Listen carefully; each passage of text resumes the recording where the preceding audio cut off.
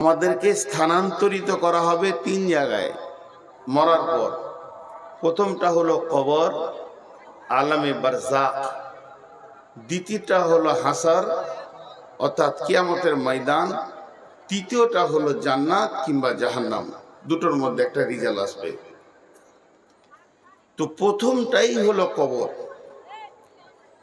কবর হচ্ছে জান্নাতের টুকরো কিংবা জাহান্নামের গর্ত। কবর হচ্ছে জান্নাত জাহান্নাম যাওয়ার সুলঙ্গ পথ, একে কবর বলা হয়েছে। কবরে সবাই যাবে না, কবরে সবাই যাবে না। কাউকে জ্বালিয়ে দেবে, পুড়িয়ে দেবে, কাউকে হাঙ্গরে খেয়ে নেবে, গুম হয়ে যাবে, কোথা হারিয়ে যাবে, মরে যাবে। কিন্তু আলামে বারজাকে সবাই যাবে। হিন্দু হলো আলামে বারজাকটা হচ্ছে মরার পরে প্রথম জীবনটা নাম আলামে বারজাক। মরার পরে প্রথম সময়টা নাম আলামে বারজাক। যে প্রশ্নটা করা হবে, তোমার রব কে, তোমার দিন কি, তোমার নবী কে, এই প্রশ্নটা পৃথিবীর 100-তে 100 মানুষকে করা হবে। তাতে মুসলিম হোক, নন মুসলিম হোক, কবরস্থ হোক, হাঙ্গরে গিলে দেখ, পচে যাক, বস্তায় বন্দি করে পুঁতে দেওয়া হোক, খালে পুঁতে দেওয়া হোক, মার্ডার করে হারিয়ে দেওয়া হোক, যে কোনো প্রান্তে যেখানেই যাবে মরার পরে এই তিনটে প্রশ্নের সম্মুখীন হবে। এর থেকে কেউ বাঁচতে পারবে না। কিয়ামতের মাঠে ওঠার পর জান্নাত জাহান্নামের সেকশন আছে, সেকশন। জান্নাতের সেকশন আছে, জাহান্নামেরও সেকশন আছে। সেকশন কি? গুনাহগার জান্নাতে যাবে না, নেককার জাহান্নামে যাবে না। তার মানে সব লোক জাহান্নাম যাবে না, সব লোক জান্নাত যাবে না। সারা পৃথিবীর চিন্তা মাথা থেকে উড়িয়ে দেন। আজকের জালসাতে যতগুলো নারী পুরুষ আমরা বসে আছি, সবগুলোই জাহান্নাম যাবে না, সবগুলোই জান্নাত যাবে না। এর মধ্যে কেউ জান্নাত, কেউ জাহান্নাম, বিভাজন হয়ে যাবে। কিন্তু কবর এমন একটা জায়গা, সবগুলোকেই আলামে বারজাকে যেতে হবে, সওয়ালের সম্মুখীন হতে হবে। তাতে সে নেককার, বদকার, নামাজি, বেনামাজি, মাতাল, চোর, লুচ্চা, লাফাঙ্গার, পরেশগার, দিনদার, তেলাওয়াত করনেওয়ালা, জিকির করনেওয়ালা, মওতের হাত থেকে যেমন রেহাই পাবে না, কবরের প্রশ্ন থেকে কেউ রেহাই পাবে না। আল্লাহ তাবারক ওয়া তাআলা একটা বলিষ্ঠ কথা বলছে, বলিষ্ঠ কথা। এইটাকে খুব উচ্চ বাংলায় বলা যাবে বিড়ম্বনা। বিড়ম্বনা, বিড়ম্বনা। এই ভাষাটা, এই শব্দটা যদি কেউ বুঝতে পেরেছেন ভালো, আর নাহলে ব্যাখ্যা করব একটু, বুঝতে পারলে আরো ভালো। বিড়ম্বনা, মন চাই চাই না চাই, মন বলুক চাই না বলুক, দিল ঠিক থাক চাই না থাক, বিড়ম্বনা, ওটা তোমাকে মানতেই হবে। এর নাম বিড়ম্বনা। একটু উদাহরণ দিচ্ছি, একটু উদাহরণ দিচ্ছি, উদাহরণটা বুঝবেন। আমার আজকে মন চাইছে রাতে রুটি খাবো। আবু বকরকে বললাম আমাকে রুটি দাও, বলছে রুটি নেই। সীতা পাহাড়ে তো রুটি নেই, মন চাইছে না তাও ভাত খেতে হচ্ছে। এর নাম বিড়ম্বনা। মন চাইছে না তাও ভাত খেতে হচ্ছে, একে বলে বিড়ম্বনা। কিন্তু এর আবার রাস্তা আছে, তোর খাবো না, উঠে চলে যাব, পাকুর রুটি খেয়ে চলে আসবো। কিন্তু কিছু জায়গায় মন না চাইলেও বিড়ম্বনা মানতে হবে। যেমন একটা বলি, আল্লাহর অনেকগুলো আছে, তার মধ্যে একটা বলছি, এই যে আমার কালো দাড়িটা সাদা হচ্ছে, আমার মন চাইছে না, কিন্তু উপায় নাই। আমার চোখের দৃষ্টি কমেছে, একদিন আমি বিনা চশমায় দুনিয়া করেছি, এখন কোরআন শরীফ হাতে নিলে আগে চশমা নিতে হয়, উপায় নাই। আমার মন চাইছে না, অনেক আবার কালি দিয়ে দিয়ে কালো করছে, ফের এইখানে সাদা বের হতে শুরু করেছে। এবার কি করবে? ও তো আরো দেখে মনে হচ্ছে যে চিড়িয়াখানা শিম্পাঞ্জি, এই দাঁটা গোটাই কালো, এখানে এটাকে বলে বিড়ম্বনা। তেমনি আমার হাত পা দুর্বল হচ্ছে, আমার মন চাইছে না, কিন্তু হবেই, এটা আল্লাহ সিস্টেমেট করে দিচ্ছে। তার মানে কবরে যাওয়ার আগে এই স্টপেজ গুলো দেখতে পাওয়া যাবে যে আমি কবরের দিকে যাচ্ছি। যদি আপনাকে বলি যে আমার গাঁ যাবেন, আপনারা আমার বাড়ি বেড়াতে যাবেন, আমার উদাহরণগুলো খুব মন দিয়ে শুনবেন। আমার বাড়ি বেড়াতে যাবেন, দেখবেন আপনি ট্রেনে চাপলে পাবেন রামপুরহাট, তারাপীঠ, গদাধরপুর, সাঁইথিয়া, এগুলো যখন পাবেন বোলপুর ব্যাগটা নিয়ে গেটে চলে আসবেন, ভেদিয়ায় নেমে যাবেন। তো মরার আগে এরকম কিছু স্টপেজ পাওয়া যাবে, দাঁত চলে যাবে, চোখ চলে যাবে, দাড়ি পেকে যাবে, চুল পেকে যাবে। আল্লাহ বলছে এগুলো বিড়ম্বনা।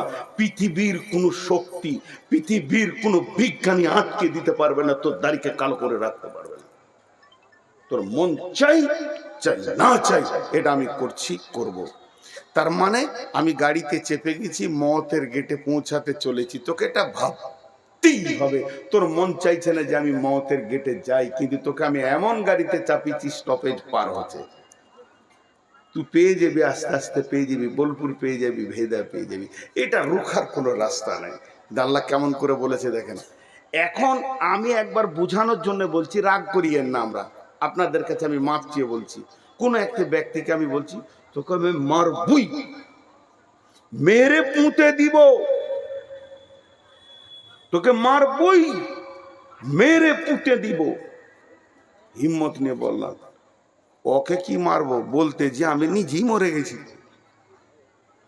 আমার লাশ আগে চলে গেল, ওই আমার জানাজা পড়ে দিলে। আল্লাহ বলছে তোদের চ্যালেঞ্জের মূল্য নেই। কিন্তু আল্লাহ বলছেন বিসমিল্লাহির রহমানির রহিম, মিন আইয়ি শাইইন খলাকাহু মিন নুতফাতিন খলাকাহু। পোকা লেগে গেছে গলায় গো।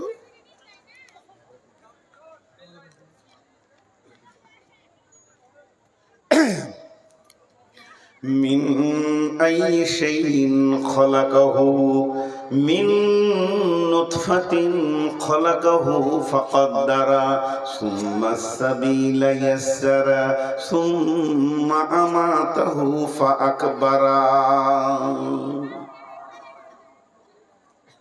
এই জায়গাটা খালি আপনি একটু টাইম দেন, একটু টাইম দিচ্ছি, আর কথা বলার কাটিংটা দেখেন। জি, একটা বাচ্চা জন্ম নিয়েছে, সকালে জন্ম নিয়েছে, একদিন গেল, দুদিন গেল, 3 দিন গেল, আপনি ভাবছেন ছেলেটা বাড়ছে, বয়স হওয়ার বাড়ছে, সবাই বলেন বয়স হওয়ার না, বয়স কমছে, বয়স আর কমছে, বরফের মতো চু চু। ও তো 65 বছর নিয়ে এসছে, প্রতি সেকেন্ডে কমছে। আল্লাহ তাবারক ওয়া তাআলা বলছেন আবু বকর পোকা খেয়ে নিয়েছে আর গলাতে লেগে আছে, বদমাইশি করছে, তোমার জালসা করতে দেবে না ও। আল্লাহ তাবারক ওয়া তাআলা বলছেন তুই খালি একবার ভাব, আমি সবাইকে বলছি নিজে নিজে নিজে নিজে ভাববেন, কেউ কারো দিকে আঙুল তুলবেন না, আপনি আমারটা চিন্তা করবেন না, আপনারটা আমি চিন্তা করব না, শুধু চিন্তা নিজেরটা করেন। আল্লাহ বলছেন মিন আইয়ি শাইইন খলাকাহু মিন নুতফাতিন খলাকাহু ফাকাদ্দারা সুম্মা সাবিলা ইয়াসসারা সুম্মা আমাতাহু ফাআকবারা। তোকে আমি কি থেকে বানিয়েছি? মিন আইয়ি শাইইন খালাকাহু, তোকে আমি কি থেকে বানিয়েছি? মিন নুতফাতিন খালাকাহু ফাকাদ্দারা। শুধু এই দুটো কথা নিয়ে যদি কথা বলি তো রাত্রি 2টা বেজে যাবে, তার বাকি আয়াতে যাওয়া যাবে না। মিন নুতফাতিন খালাকাহু ফাকাদ্দারা, তোকে আমি বীর্য থেকে বানিয়েছি, 2 রকম বীর্য, একটা নারীর একটা পুরুষের, একটা নারীর একটা পুরুষের বীর্য থেকে তোকে আমি বানিয়েছি। আমার বানানোটা কত সূক্ষ্ম দেখ, তোকে আমি বানিয়েছি মিন আইয়ি শাইইন খালাকাহু মিন নুতফাতিন খালাকাহু ফাকাদ্দারা। সেই জিনিসটা কেমন? যে জিনিসটা দিয়ে তোকে আমি বানিয়েছি সেই জিনিসটা কেমন কেমন? বন্ধুরা আমার, একজন অহংকারের সঙ্গে রাস্তায় হাঁটছে, আর একজন বুদ্ধিজীবী বলছে, ভাইরে তোর অহংকার কিসের? তুই যে পৃথিবীতে এসেছিস কোনো সোনার গেট দিয়ে তুই আসিস নাই, কোনো সোনার দরজা দিয়ে তুই আসিস নি। তোর আসার জন্য তোর আল্লাহ ব্যবস্থা করেছে, একবার পুরুষের পেশাবের রাস্তা, একবার নারীর পেশাবের রাস্তা। পেশাবের রাস্তা দিয়ে তুই আইলি, তোকে এমন একটা জিনিস দিয়ে বানানো হয়েছে যেটা স্খলন যখন হয়েছে তোর মা বাপের, তাদের গোসল ফরজ হয়ে গেছে। আল্লাহ তাবারাক ওয়া তাআলা সূরা দাহরে বলছেন, হাল আতা আলাল ইনসানি হিনুম মিনাদ দাহরি লাম ইয়াকুন শাইয়াম মাযকুরা ইন্না খালাকনাল ইনসানা মিন নুতফাতিন আমসাদিন নাবতালিহি ফাজআলনাহু সামিয়াম বাসীরা। আমি আল্লাহ তোকে যে বানালাম, কিসে থেকে বানালাম শুনে নে। তোকে আমি বীর্য থেকে বানিয়েছি, আর তুই শুনেলে নিজেকে এত বড় অহংকার করিস না। ইন্নাকা হাল আতা ইলাল ইনসানি হিনুম মিনাদ দাহরি লাম ইয়াকুন শাইয়াম মাযকুরা। এখন তুই মাস্টার, এখন তুই ডাক্তার, এখন তুই ইঞ্জিনিয়ার, এখন তুই মাওলানা, এখন তুই মুফতি, এখন তোর পরিচয় সভাপতি, এখন তোর পরিচয় প্রধান বক্তা, কিন্তু তোর জীবনের একটা লম্বা টাইম পার হয়েছে, তোর ব্যাপারে তখন কেউ কিছু জানতো না। হাল্লাতা আলাল ইনসানি হিনুম মিনাদ দাহরি লাম ইয়াকুন শাইয়াম মাযকুরা। আমার বয়স এখন 54, আমার বয়স এখন 54। বুঝানোর জন্য বলছি, বয়স আমি অ্যাকুরেটই বলেছি। 55 বছর আগে আমি কোথায় ছিলাম? 1 বছর আগে বলছি, মায়ের পেটে ব্রণ নড়ছিলাম, 1 বছর ওখানে নিয়েছি। 56 বছর আগে কোথায় ছিলাম?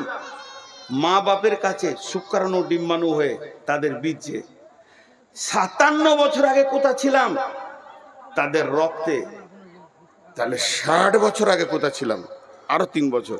তাহলে খাবারের ফল ফ্রুটের ভিতরে আরো 10 বছর আগে কোথায় ছিলাম? আরো 10 বছর আগে কোথায় ছিলাম? সবাই চিন্তা করেন নিজে নিজের বয়সকে নিয়ে, 10 বছর পেছিয়ে নেন, যে চিন্তা করেন কোথায় ছিলাম। আল্লাহ বলছে, নূর মোহাম্মদ রে, তোর তকদিরটা আমি লিখেছি। তকদির আমার কে লিখেছে? আল্লাহ।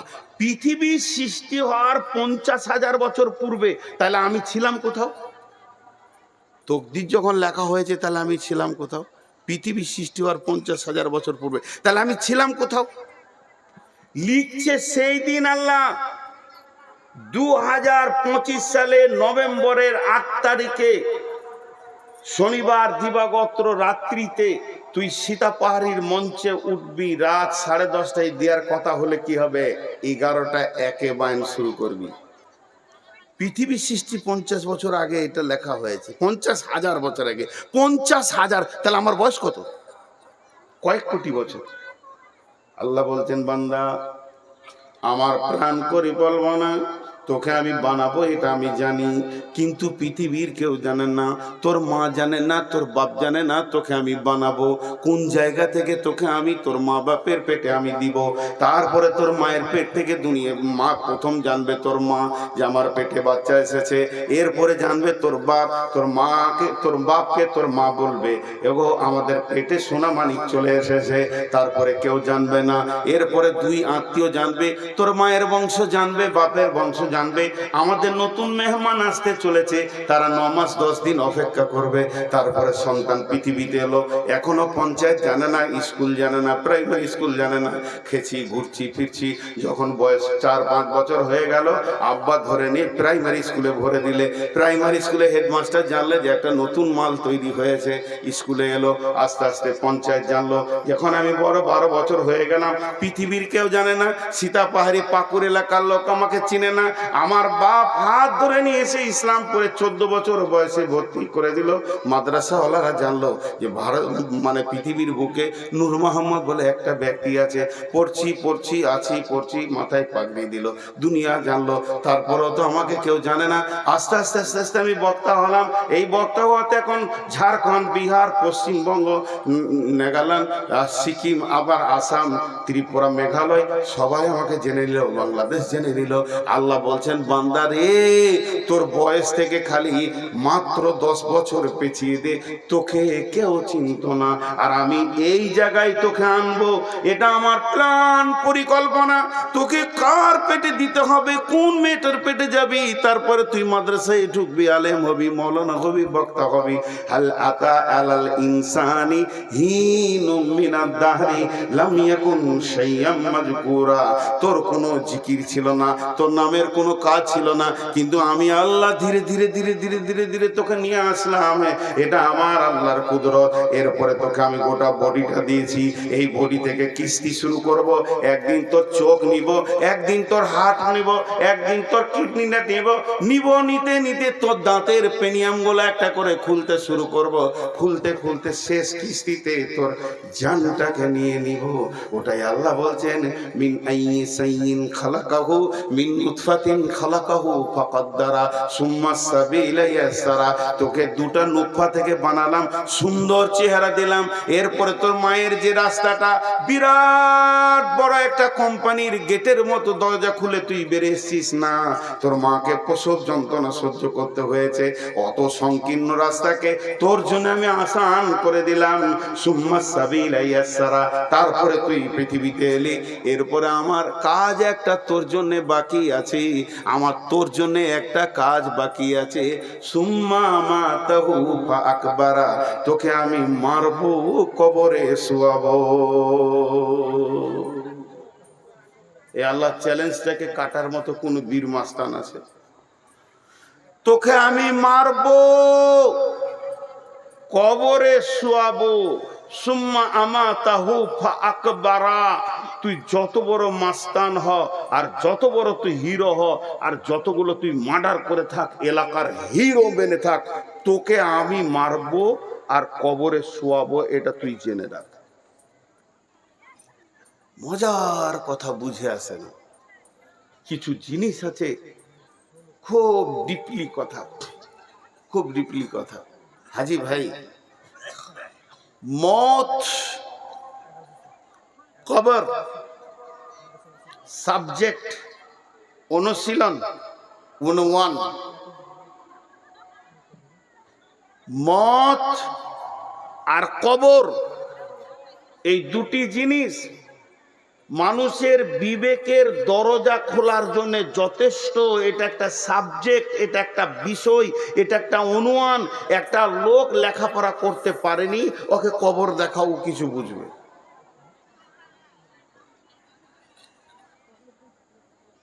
আমি খেপা মানুষ, কিছু বুঝি না, আমার হুঁশ নাই গো, সাদা সিধে লোক, লেখাপড়া করতে পারিনি।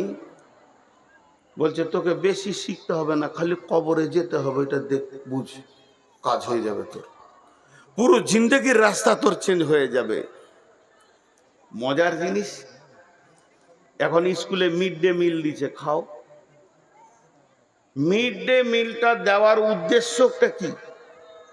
আজকে জালসার একটা উদ্দেশ্য আছে। উদ্দেশ্য কি না, মাদ্রাসার কিছু আয় কালেকশন, ঝামেলা মুক্ত। আর মিড ডে মিলটা খাওয়ানোর উদ্দেশ্য কি? ছেলেগুলোকে খাওয়াও খাওয়াও খাও, খাক খাক, দুটা কলম শিখবে। তাও তো মাদ্রাসায় স্কুলে এসে 2 কলম শিখবে, সরকারের জন্য খরচা করছে। আমরা যখন শিশু ছিলাম তখন কেক দিত, কেক কেক একটা করে হাতে দিত, কি খুশি। কেকের লোভে পড়াশোনার ওসব দরকার নাই। পড়ে কি হবে? পড়া করলে তো ঝামেলা, পড়া তো বিরক্ত জিনিস। ছোট শিশু কিছু বুঝি না, কেকটার লোভে টাইমে গোসল করছি, স্কুল যেতে হবে, মনে হচ্ছে যেন অফিসার খুব ব্যস্ত, স্কুল যাবে। লোভটা হচ্ছে কেক পাবো। এই লোভটা দিল কেন? এই লোভে আমার দেশের নাগরিক স্কুলে ঢুকে যাক, আর তারা যেন নিরক্ষর না থাকে, স্বাক্ষর হয়ে যাক, তারা আমার দেশকে ভবিষ্যতে চালাবে। এই ছেলেগুলো আমরা চলে গেলে তার জন্য। আর আল্লাহ রসুল লোভ দিচ্ছেন, আল্লাহ রসুল লোভ দিয়ে ডাকছেন এমনি এমনি করে, আমাদেরকে ললকাইছে, আয় আয় আয়। সাদা ভাষা বলে দিলাম আপনাদের দেশে, ললকাইছে আয়। কিসের লোভ? বিশ্বনবী বলছেন যদি কোনো লোক মারা গেছে, মরতা লোকটার জন্য বলছে না, যে লোকটা জীবিত আছে ওর জন্য বলছে। তুই যদি ওর জানাজায় গিয়ে খালি হাজরিটা দিয়ে দিস, তোর আমলনামাতে এক কিরাত নেকি লেখা হবে, একটা উহুদ পাহাড়ের সমান নেকি লেখা হবে। আর যদি দাফন কাফন কমপ্লিট করে তুই আসিস জানাজা থেকে নিয়ে, তাহলে তোকে কিরাত তাইন দেওয়া হবে, দুইটা উহুদ পাহাড়ের সমান তোকে নেকি দেওয়া হবে। এই দুটি নেকি তুই পাবি। এবার মরে গেছে কে? সীতা পাহাড়িতে মরে গেছে হাজী আব্দুল সালাম। আমি বলছি ইসলাম বলতে চল চল চল নেকি পেয়ে যাব। পাকুরওয়ালারা বলছে চল চল চল নেকি পেয়ে যাব। বৈষ্ণবডাঙ্গা বলছে চল চল চল নেকির লোভে চলে আসছে। চারিদিক থেকে নেকির লোভে ভিড় হচ্ছে। এই লোভটা কেন রসুল দিলেন? ওই মুর্দাটা জানা যায় আসলে আমি নেকি পাবো। ও জান্নাতি হতে পারে, জাহান্নামি হতে পারে। হাদিসে যদি বলে দিত জাহান্নামীদের জানাজা পড়লে নেকি পাবি না, জান্নাতীদের পড়লে পাবি, তাহলে আবার ভেজাল ছিল, ওটা জানতে হতো জাহান্নাম গেল না জান্নাত গেল। রঘু বলছে ওদিকে ভেজালে তুই মাথা ভরবি না, ওদিকে তুই তাকাবি না। এটা মুসলমান মাইয়াত, মুসলমান মাইয়াত, বেনামাজি নয়, কালেমাওয়ালা নামাজি আলা মাইয়াত মরেছে, জানাজায় তুই দাঁড়িয়ে যা, তোর আমল নামাতে নেকি দিয়া হবে। লে ভেজাল। একটা লোক মরেছে সীতা পাহাড়ি থেকে, হিরণপুর থেকে 5 জন চলে এসছে, চচ নেকি লুটে নিব, আখেরাতে নেকি হবে রে। লে মজা। ওরা 5 জন এসেছে, 5 দুগুণে 10 উহুদ পাহাড় নিকে নিয়ে চলে গেল। ওই মুর্দা ব্যক্তিটার কি লাভ হলো? আমার প্রশ্ন, মুর্দা ব্যক্তিটার কি লাভ হলো? ও লাভের মাঝি নাই। নেকি করেছে তো ভালো, আর গুনাহ করেছে তো ভালো, যা করেছে ও বুঝবে। যদি আল্লাহ রসুল একবার বলে দিত জানাজাতে যতগুলো লোক আসবে, প্রত্যেকটি লোকের মাথা পিছু একটা লোকের 1 কিরাত করে নেকি, বা একটা করে নেকি কি 1 উহুদ পাহাড় করে নেকি ওই মুর্দাকে দেওয়া হবে, তাহলে আমি তো আমার বাপের মরার সময় ভাড়া করে লোক নিয়ে আসতাম, যে আমার বাপ 10-50 কোটি নেকি নিয়ে চলে যায়। কিন্তু যে যাবে জীবিত পাবে, লোক দেখাইছে জীবিতকে। আবার দেখেন জানাজার নামাজ, আল্লাহু আকবার, আল্লাহুম্মা গফির লি হাইয়িনা ওয়া মাইতিনা ওয়া শাহিদিনা ওয়া গায়িবিনা ওয়া সাগীরিনা ওয়া কাবীরিনা ওয়া যাকারিনা ওয়া উনসানা। 8 বার বললাম, আর আছে, আমি 8টার কথা বলছি আরেকবার। আল্লাহুম্মা গফির লি হাইয়িনা ওয়া মাইতিনা ওয়া শাহিদিনা ওয়া গায়িবিনা ওয়া সাগীরিনা ওয়া কাবীরিনা ওয়া যাকারিনা ওয়া উনসানা। আল্লাহুম্মা মান আহইয়াইতাহু মিন্না ফাহি আলাল ইসলাম ওয়া মান তাওফাইতাহু মিন্না ফাতাওয়াফাহু আলাল ঈমান। টোটাল 10টা কথা বললাম, আর 2টো শব্দ আছে, এখন আমি বলছি না। এই 10টার মধ্যে 10টা শব্দ, হে আল্লাহ তুমি মাফ করো জীবিতদেরকে, মাফ করো মৃত্যুকে, মাফ করো যে হাজির আছে, মাফ করো যে গায়েব আছে, মাফ করো যে ছোট আছে, মাফ করো যে বড় আছে, ক্ষমা করো নারীকে, ক্ষমা করো পুরুষকে, আর আমাদেরকে ইসলামের ওপরে জীবিত রাখো, ঈমানের সঙ্গে মত দাও, ঈমানের সঙ্গে মত দাও। তাহলে মুর্দার জন্য কোন দেওয়াটা হলো? সব তো জীবিতদের জন্য হলো।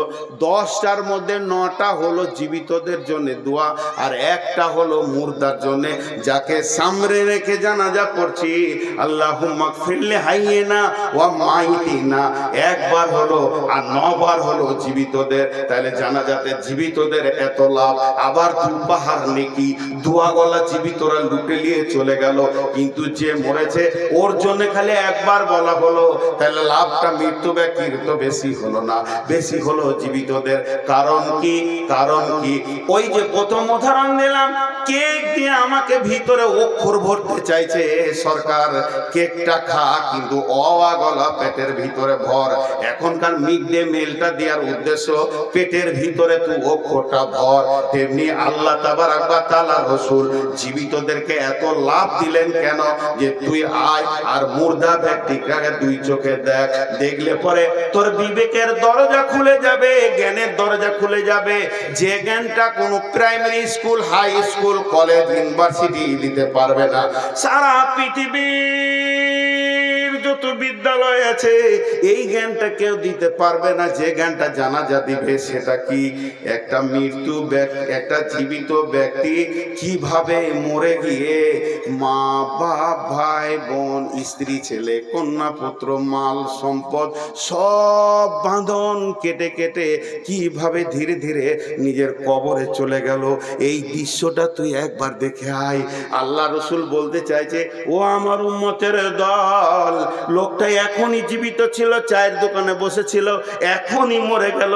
ওই লোকটার দিকে তুই তাকিয়ে দেখ, ওই লোকটা এখনই জীবিত ছিল। লোক বলবে আমার সঙ্গে কথা বলছে, গতকালকে আমার সঙ্গে কথা বলেছে, গত পরশু দিন একসঙ্গে পাকড় গিয়েছিলাম।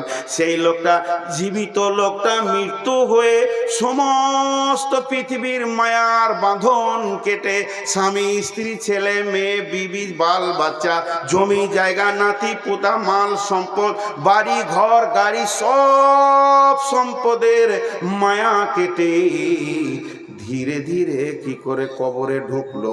এই দৃশ্যটা তুই যখন দেখবি তোর তখন বিবেকের দরজা খুলে যাবে মন, আর পৃথিবীতে পাগল হয়ে থাকবো না। এখন আমাকে কবরের পুঁজি তৈরি করতে হবে।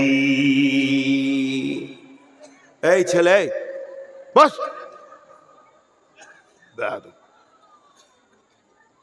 আবার মোবাইল এনে থাকছে, বলবার ছোট ছেলের হাতে অ্যান্ড্রয়েড ফোন, অবাক লাগছে। তোমার পায়ে বসার ফোল্ডিং নাই, রোগা আছো, চেয়ার দেবো, বেয়াদবের মতো দাঁড়িয়ে আছে, ফের বসেছে হাগা মারবে, খানিক পরেই উঠবে, দিয়ে কেটে পড়বে। আমি যেটা বোঝাতে চাইলাম সেটা পারলাম কিনা একবার জিজ্ঞেস করছি। জানাজাতে এত লোভ দিয়ে ডাকা হচ্ছে এই জন্যই, তুমি একটা জীবিত ব্যক্তি মৃত হয়ে কি করে পৃথিবীর সম্পদ, আত্মীয়র বাঁধন কেটে কবরে ঢুকলো, ওইটা দেখো। ওইটা দেখলে তুমি মসজিদের দরজাটা খুঁজে পাবে, তুমি মসজিদের দরজাটা খুঁজে পাবে। তোমার মাস্তানি থেকে তুমি ঘুরে আর লাফাঙ্গাকিরি করবে না, এখন তুমি রাস্তা খুঁজে পাবে। মৃত্যু ব্যক্তিকে কবরে জোয়া দেখার পর, মৃত্যু ব্যক্তিকে কবরে জোয়া দেখার পর একটা জীবিত ব্যক্তি মরে কি করে কবরে ঢুকলো, এই দৃশ্যটা দেখার পর কোনো জীবিত ব্যক্তির যদি বিবেকের হুঁড় কাটা না খুলে, বিবেকের দরজাটা না খুলে, এখনো যদি মসজিদ খুঁজে না পাই ওই দৃশ্য দেখার পর, তাহলে ওকে পৃথিবীর কোনো মৌলানার, মুফতি আর মাদ্রাসা নাই যে ওকে হেদায়েত দিয়ে দেয়। ওর সিল মরে গেছে, এই পায়ে ফোল্ডিং নেই, দুটাকে বসাচ্ছি, দুটা দাঁড়িয়ে থাকছে, চেয়ারটা দিব নাকি, আমি নিচে বসবো কেন রে বাপ? এসে দাঁড়িয়ে থাকছেন কেন? ওটা কি সুন্নতে মুআক্কাদা?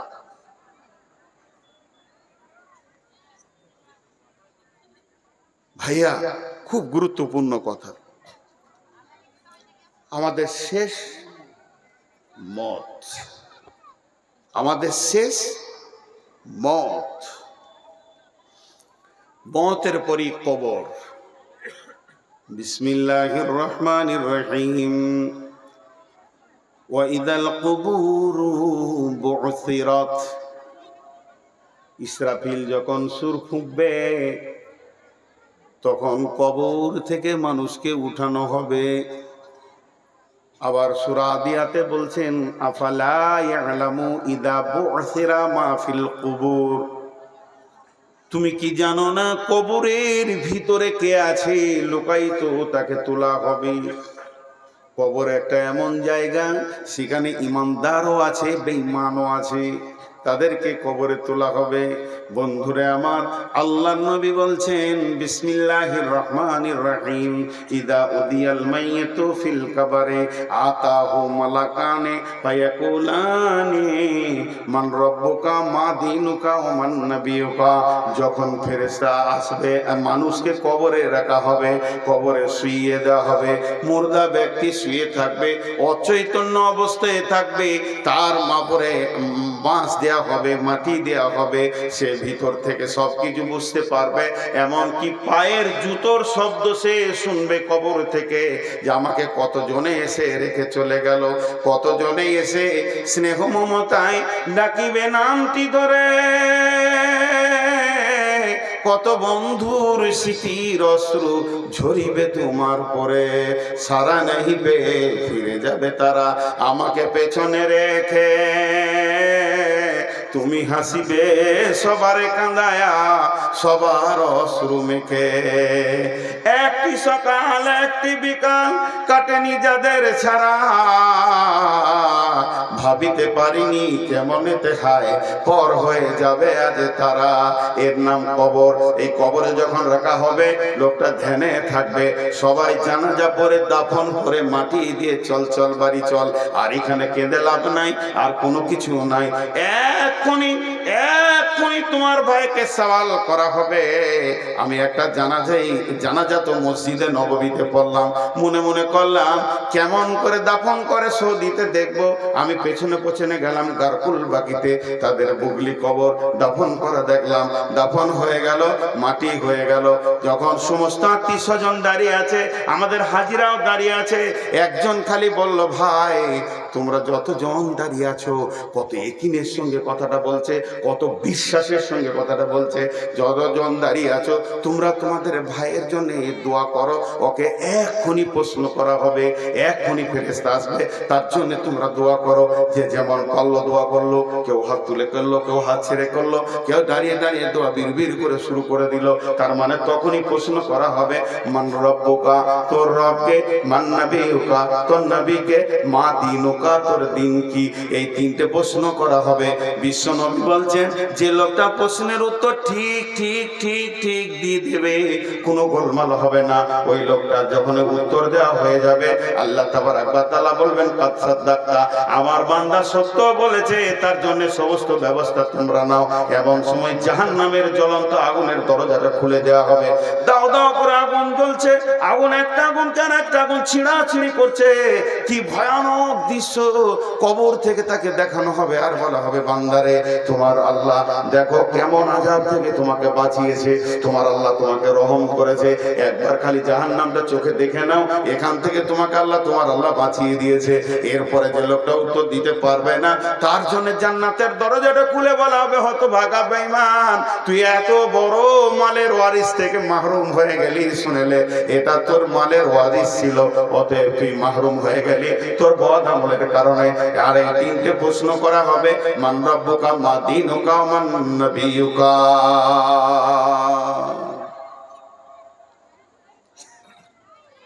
কবর এমন একটা জিনিস যে মানুষের সমস্ত চেতনার দরজা খুলে দেয়।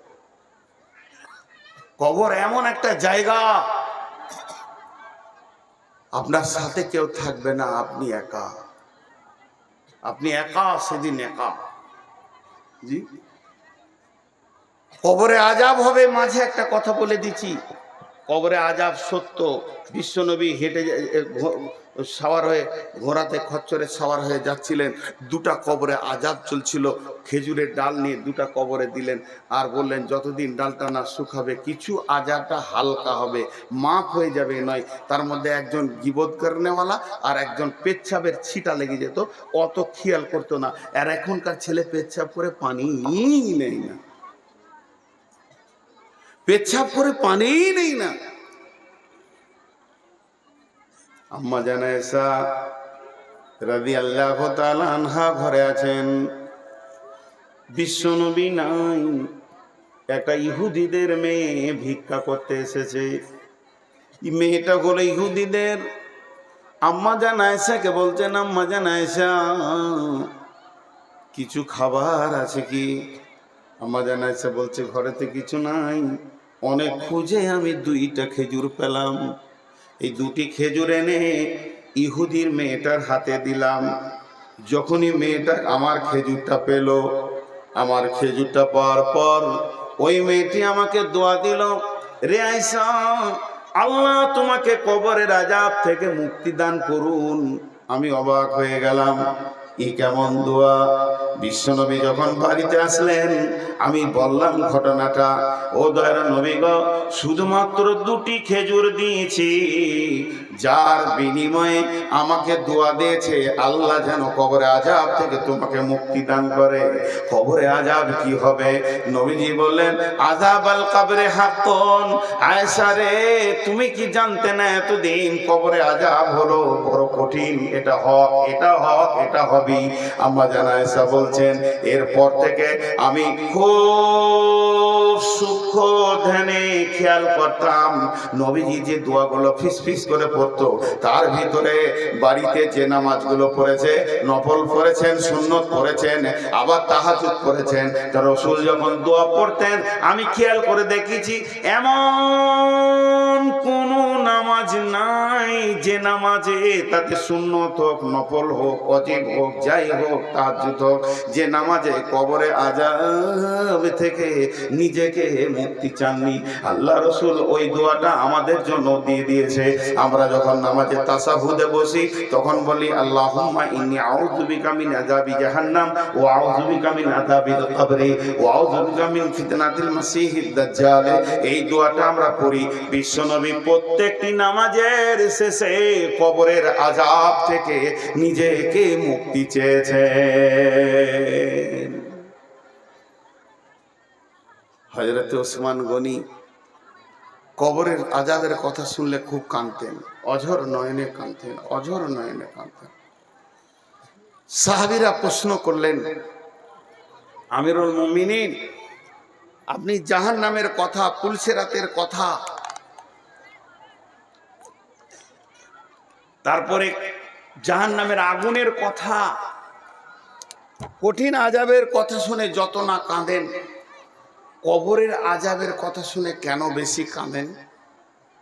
হযরত ওসমান গনি বলেছিলেন, আখিরাতের প্রথম ধাপ হলো কবর। যে কবর থেকে বেঁচে যাবে সব জায়গায় বেঁচে যাবে, বিশ্বনবী বলেছেন। এর জন্য আমি কবরের কথা শুনলে বেশি কাঁদি। আমাদের ঈমান কত দুর্বল! এই কথাগুলো বলতে গেলে মনে হয় যেন নিজেকে খারাপ লাগছে, বলা ছেড়ে দিয়েছি। আগে খুব বলতাম, যখন ছেলে মানুষ ছিলাম, বয়স হয়নি, হাসির কথা বায়নে বলে দিয়েছি, এখন বলতে কষ্ট হয়। এটা তো হাসির মজলিস নয়, এটা কাঁদার মজলিস। এখন বয়স হয়েছে, অনুশোচনা এসেছে। এক যুগে অনুশোচনা ছিল না, তোলপাড় করার নিয়তে মানে সূচনা ছিল যে বায়নে তোলপাড় করব। কিন্তু জি না ভাই, বলতে বাধ্য হচ্ছে, আমার মন চাইছে না। এখনকার গোরস্থানে যান, একটা লাশকে কবরে রাখছে, লাশকে শোয়ানো হচ্ছে, বিসমিল্লাহি ওয়ালা মিল্লাতি রাসূলুল্লাহ সাল্লাল্লাহু আলাইহি সাল্লাম, রাসূলুল্লাহ সাল্লাল্লাহু আলাইহি সাল্লাম পড়ছি, তাকে রাখা হচ্ছে। মাইয়াতকে বলা হচ্ছে, তুমি এতদিন সিপিএম ছিলে, তৃণমূল ছিলে, কংগ্রেস ছিলে, এসোসিয়াই ছিলে, তুমি মোর্চা পার্টি ছিলে, আর কি পার্টি ছিলে, আর কি পার্টি ছিলে, সব লাত মেরে দাও। তুমি হানফি ছিলে, সাফি ছিলে, মালিকি, হাম্বলি, শিয়া, সুন্নি, কাদরানি, চিশতিয়ানি, নকশবন্দি, তোমার হাজারকে লাত মেরে ছেড়ে দাও। এখন তোমাকে শোয়ানো হচ্ছে মিল্লাতে রসুলের উপরে, তুমি নবী মুহাম্মদের উম্মতের রুলসে তোমাকে শোয়ানো হচ্ছে, তোমার হুঁশিয়ারিতে তুমি কাজ করো। এইটা দৃশ্য চলছে। আর ওই কবরের বাঁধে যে দাঁড়িয়ে আছে মাটি দিবে, ও আর একজনের সঙ্গে ইয়ারকি মারছে, হাসছে, হো হো হো করে হাসছে। এই দৃশ্য দেখেছেন? মাটি দিতে যে হাসা, আমাকে অবাক লাগে ওই লোকগুলো। আমি অনেক জায়গায় বলেছি, পাকুড়ে গিয়ে দেখবেন সকালবেলা একটা খাসিকে জবাই করে ওকে উল্টা দিকে ট্যাং করে ছুড়িয়ে দিয়ে ওর চামড়াকে খালিয়ে দিয়ে অর্ধেক মাংস কেটে নিয়েছে, নাড়ি ভুড়ি ঝুলছে, খরিদ্দারকে দেখাচ্ছে স্পেশাল মাল নিবি তাই। তিনটে ফের বাঁধা আছে। আর ওই সময় যে একজন বলছে আমার বাড়িতে মেহমান আসবে, 17 কেজি মাংস লাগবে, হবে, এমনি তিনটের দিকে তাকিয়ে বলছে হয়ে যাবে ভাই, হয়ে যাবে। কতক্ষণ সময় লাগবে? বলছে 20 মিনিটে বানিয়ে দিচ্ছি। তখন বলছে আমি হাটে থেকে আসি, বানাও। ওই অবস্থায় ওই তিনজনাতে আমের পাত খেছে, কাঁঠালের পাত খেছে আর হুড়াহুড়ি করছে। ওরা জানে একটা সাইড হচ্ছে আর তিনজনাতে হুড়াহুড়ি করছে। পশু, এর পশু বলে এটা সম্ভব। ওর অনুসূচনা জ্ঞানটা নাই, ভবিষ্যৎ বুঝে না। কিন্তু এই পশুটা একটা মানুষকে একটা কেক ধরিয়ে দেবো, খাও, আর একটাকে ফাঁসি দেওয়া হবার সামনে, তুমি কেকটা খাও, পানি খেলাও, তোমার এরপরে হবে, কেক খেতে পারবে ও? কিন্তু পারছে এখনকার মানুষ। একটা লাশ নামাচ্ছে আর একজন হো হো হো হো করে হাসছে, ইয়ার কি মারছে। বন্ধুরা আমার, কবর এমন একটা জায়গা, আল্লাহ তাবারাক ওয়া তাআলা বলছেন বিসমিল্লাহির রহমানির রহিম, আলহাকুমুত তাকাসুর হাত্তা যুরতুমুল মাকাবির, কাল্লা সাওফা তা'লামুন সুম্মা কাল্লা সাওফা তা'লামুন, কাল্লা লাউ তা'লামুনা ইলমাল ইয়াকিন লাতারাউন্নাল জাহিম সুম্মা লাতারাউন্নাহা আইনাল ইয়াকিন সুম্মা লাতুসআলুন্না ইয়াওমাইদিন আনিন নাঈম। গোটা সূরাটাকে একটা উদাহরণে ভরে দিব। উদাহরণটা শুনবেন, গোটা সূরাটা খাপে খাপে মিলে যাবে। একটা উদাহরণ দিব। আপনাদের বাড়ি সীতাপাহাড়ি, এই যে ইস্তাহারে লিখেছে সীতাপাহাড়িতে বিরাট জলসা, বিরাট ধর্মীয় জলসা, স্থান সীতাপাহাড়ি। এটা লেখা ভুল হয়েছে, সীতাপাহাড়ি মাঠ লিখতে হতো, গাঁ থেকে 3 কিলোমিটার দূরে হয়েছে না, এটা ভুল হয়েছে, সীতাপাহাড়ি মাঠ লিখতো। এখন বোস্টম ডাঙ্গালরা যদি লাঠিলে আসে, তোদের জলসা না, আমাদের ভয়ে বলতে হবে তোদেরই। অর্ধেক চলে এসছে বোস্টম ডাঙ্গার কাছে, আর বোস্টম লাগালারা ডেট খুঁজছে আমার কাছে যে একটা দিন দেন। খ্যাপা, এই মাইকে জুড়ে দিলেই হয়ে যেত 3টে মাইক, গোটা বোস্টম ঢাকা তোলপার হয়ে যেত। চালাক লয় বলি, ওদিকে একটা মাইক ভাড়া করে 20-25টা চোখ জুড়ে দেন, বোস্টম ঢাকায় শুনেলেন, এদের খরচায় আপনাদের তেলে বেগুন ভেজে গেল। জি, তো এবার উদাহরণটা শুনেন। উদাহরণটা হচ্ছে যে আপনার এই সীতাপাহাড়ির একটা ছেলে হিরণপুরে চাকরি করে। মন দিয়ে শুনবেন, অনেকবার পাবেন, এগুলো ইউটিউবাররা তো দেয়। আবার ইউটিউবাররা থাম্বনেল বানাবে, এবারে পাহাড় পর্বত করে দেখিয়ে দিবে। এদের কাল্লা যে কখন জ্ঞান দেবে। ইউটিউবাররা অর্ধেক বেরেন চলে গেছে, আর টোটোওয়ালাদের মাথায় বেরেনই নেই, রাস্তার মাঝে ছাড়া যাবে না ওদের। আল্লাহ যার বিবেক শেষ করে দেয়, ওকে টোটো কেনার তৌফিক দেয়। আগে ওর বিবেক শেষ, তারপরে ও টোটো কিনবে, আল্লাহকে পয়সা দেবে, যা খাগা, এই করে খাগা।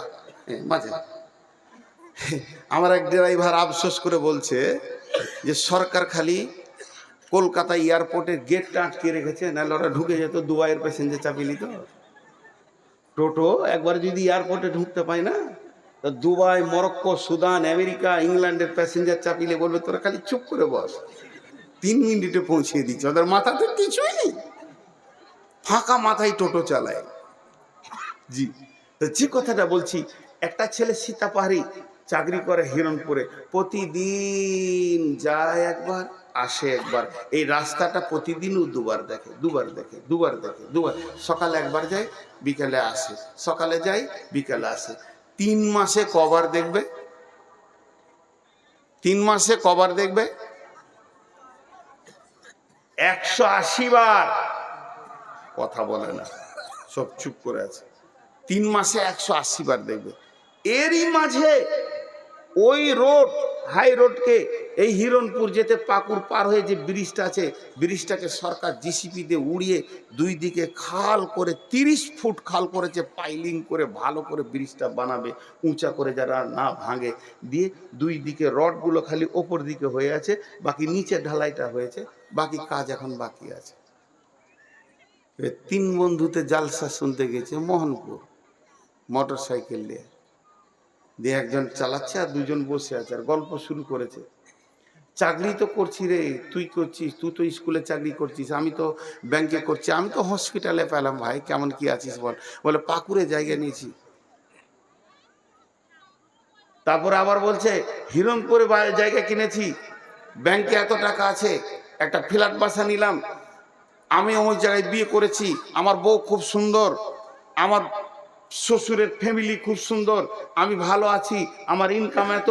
এই টাকা পয়সা ঘর বাড়ি জমি জায়গা পুকুর বাগান, টাকা পয়সা ঘর বাড়ি জমি জায়গা পুকুর বাগান, এই তিনটে কথাতে এরা এত গভীরে চলে গেছে, মেতে গেছে। কে কত টাকা করলি, কে কত পয়সা করলি, আর গাড়ি খালি হুর করে ধরছে। বলছে আমি মনে করছি যে সামনের সপ্তাহে এই কোর্টের সামনে জায়গাটা বিক্রি আছে, লিবো ভাই না দিয়ে দিয়েছি। এই বলতে বলতে তিনজন ভুলে গেছে যেখানে ব্রিজটা নাই, দপ করে পড়লো। তিনজনে যখন পড়লো, শুধু পড়েনি, একজন পড়ছে তো রডের ওপরে সমস্ত শিখগুলো গেঁথে গেছে তিনজনকে। রাত দেড়টা, অন্ধকার রাত, বাইকটা আর এক জায়গায় পড়েছে, ভেঙে চুরমার হয়ে গেছে। তারা ওখানে রক্তস্খলন শুরু হয়ে গেছে, রক্ত বেরোতে বেরোতে বেরোতে বেরোতে তিনজন মরছে, একে অপরকে দেখছে, কেউ কারো সাহায্য করতে পারছে না।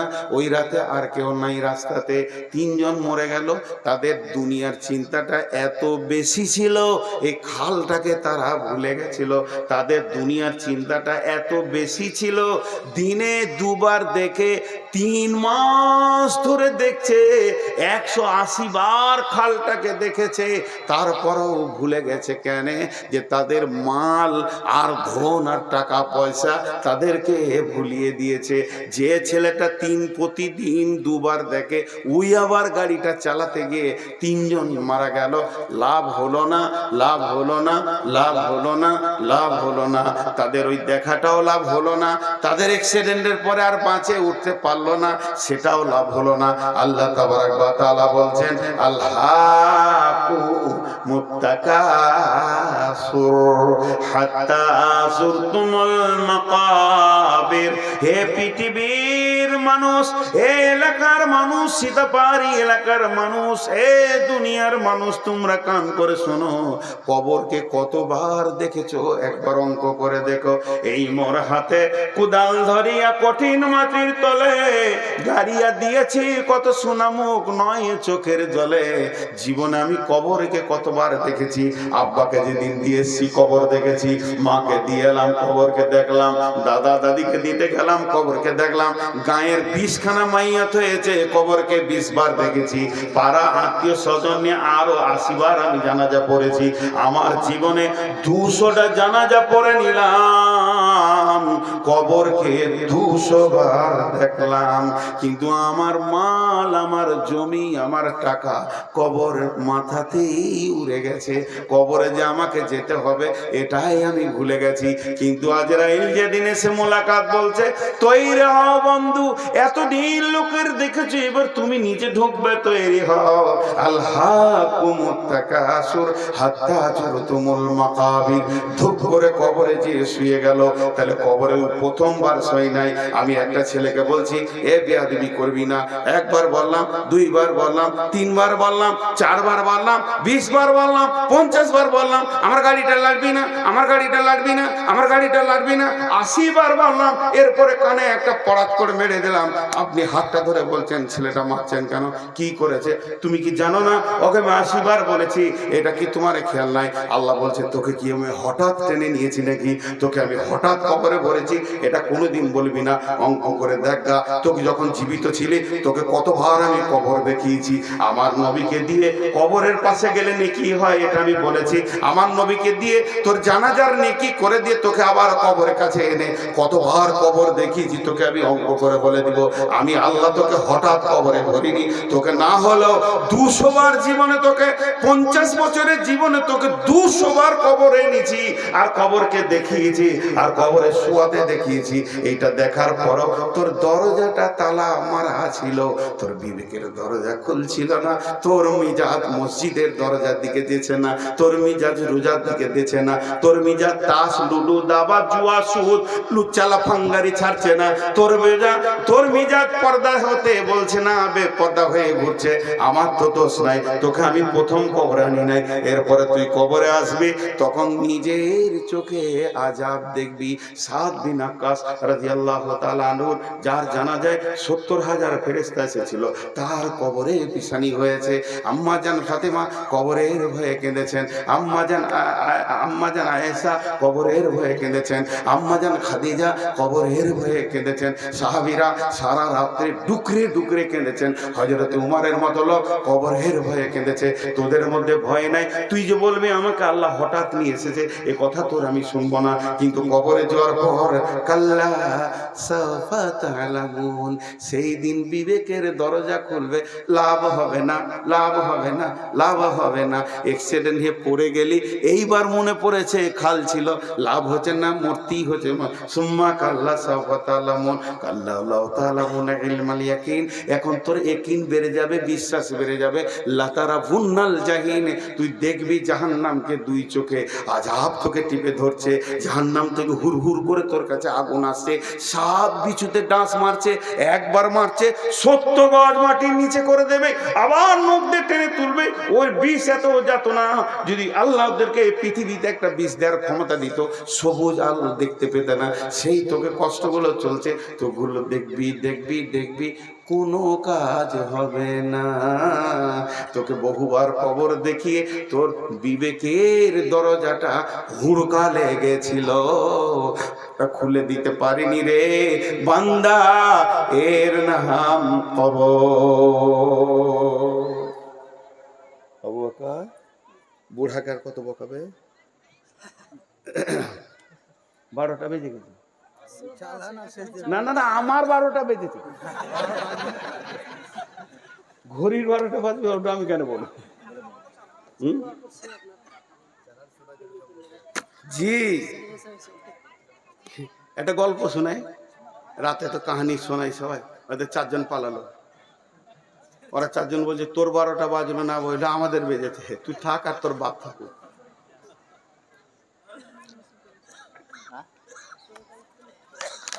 জি, একটা রাজা, এটা আমার বায়নার সাথে কোনো মিল নাই, আপনাদের একটা গল্প শুনেছি খালি, এটা বায়নার উদাহরণ নয়। একটা রাজা মনে মনে নিয়ত করেছে, কি করবো রে, আমার নামটা যেন থেকে যায় সারা জীবন, যে করেছিল এমন একটা কাজ করে যাব, আমার নামটা সারা জীবন থাকবে। নিয়ত করেছে দুধের পুকুর করবে, একটা বড় পুকুর বানাবে, তো দুধের, আর সারা চারিদিকে ইউটিউবাররা যে বলবে অমুক রাজা দুধের পুকুর করেছে, সারা জীবন নাম থেকে যাবে। তারপরে দুধগুলো খেয়ে নেবে, শেষ হয়ে যাবে জায়গা। কিন্তু আমি একবার তো করেছি 2 মিনিট লেগে, তো একটা পুকুর বানালো বড়, গোটা পুকুরটাকে মার্বেল পাথর স্টাইলস দিয়ে সাদা সিমেন্ট দিয়ে বানিয়ে ধুয়ে পরিষ্কার করেছে, দুধ রাখার উপযুক্ত করেছে, লম্বা একটা ড্রেন করেছে এইখান থেকে আপনাদের জামে মসজিদ দিয়ে, পুকুরের কাছে কাউকে যেতে দিবে না, তালা মারা আছে। সকালবেলায় উঠে পুকুরটা খুলে দিবে, আর এলান হয়ে যাবে, একবেলা লোক দেখে নেবে, দুধ তো পচে যাবে না, নষ্ট হবে, তারপরে দুধ তুলে নিয়ে খেয়ে নেবে, দুধের পুকুর আমি করেছি, অমুক রাজা করেছে, হয়ে গেল। আমাবস্যা রাত, বাদশাহ এলান করে দিয়েছে, এলাকার যত গোয়ালা আছে ঘোষ, তারা যেন 1 ঘড়া করে দুধ দেয়। ও হিসাব করেছে 3 লাখ আছে, তা মোটামুটি 1 ঘড়া করে দিলে দুধ ভর্তি হয়ে যাবে, আর ওই ক্যাপাসিটি করা আছে। গোয়ালারা বলেছে আপনার চিন্তা নাই, আমরা রাতের আন্ধারে ঢেলে দিব, খালি ঢালার জায়গাটা ঠিক রাখিয়েন। সকালবেলায় বাদশাহ উঠে ঘুম থেকে ফজরের নামাজ পড়ে মনের খুশিতে যেছে, আর মনে মনে করছে আমি আগে দেখেলি, তারপরে এলান করতে বলে দেবো, সেকেন্ডে গোটা দুনিয়ার লোক হাজির হয়ে যাবে। যে দেখছে পানির, দুধের লয়, পুকুরটা পানির, কথাটা বুঝতে পেরেছেন? পুকুরটা পানিতে পরিপূর্ণ হয়ে গেছে। দিয়ে বাদশাহ এলান করা বাদে সৈন্যকে বলছে যতটি গোয়ালা আছে নিয়ে এসে ভর কারখানায় ভরেছে, একটা করে ধরছে আর পিটাইছে, কি দিয়েছিলি বল? স্যার আমি মনে করেছিলাম সবাই দুধ দিবা, আমি এক ঘড়া পানি দিয়ে হয়ে যাবে। শেষকালে পানিই দিয়েছে সবাই, দুধ আর কেউ দেয়নি। তাহলে অবস্থা খুব খারাপ, ওর মন হলো না। এই যে আমার অসুখ, খালি পেটে 380 সুগার, ভরা পেটে 375। ডাক্তার বলছে খবরদার রাত জেগেন না, 12টার পরে শুয়ে যান। সব জলসালারা বলছে খালি আজকেই দেন। বুঝতে পারছেন কিনা? আমার কিন্তু ফাঁকা পড়ছে না। গতকাল কালারা বলছে আজকে দিনটা দেন, কালকা থেকে দেবেন না। আর দুটো রসগোল্লা দিয়ে বলছে আজকে খান। আমাদের এখানকার ভালো ওষুধ রসগোল্লা এলাকায়। আর যদি কোনো ডাক্তার বসে থাকছে কক ফক গাছগাছরা, ও ওষুধ নিয়েছে সকালে হাজির, এতে সুগারের ওষুধ এতগুলো হাজির হয়ে গেছে। কার খাবো আর কার খাবো না, সবাই আমার শরীরের ওপর দিয়ে এক্সপিরিয়েন্স চালাইছে আর কি, দেখি একে যদি ভালো করতে পারি।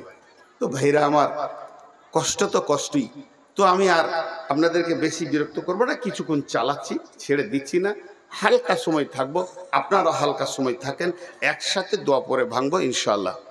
তা আমি এতক্ষণ যেটা আপনাদের সামনে বক্তব্য রাখছি, এটা একটা বিষয়, তার নাম হলো কবর। কবর থেকে বড় হুঁশিয়ার।